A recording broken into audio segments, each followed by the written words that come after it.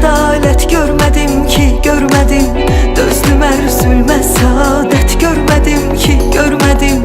Mən bu dünyada ədalət görmədim ki, görmədim. Dözdüm hər zülmə, səadət görmədim ki, görmədim. Hər gün daha çox tarıma çəkilir həyat bağlarım.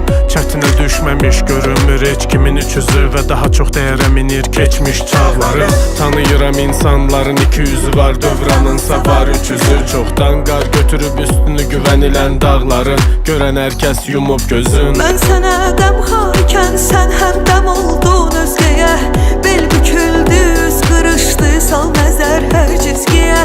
Tuli ömrüm keçdi hicranında, baxdım güzgüyə. Gəncliyimdən bir əlamət görmədim ki, görmədim. Mən bu dünyada ədalət görmədim ki, görmədim.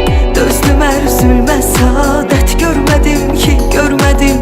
Mən bu dünyada ədalət görmədim ki, görmədim.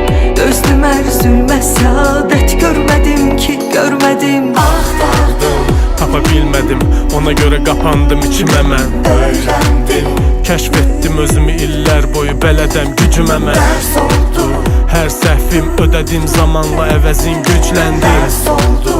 Deyəcək qədər səhv etdim, hazıram hücuma mən. Eşqimi qəlbimdə bilməzdim, qəribeylər fələk.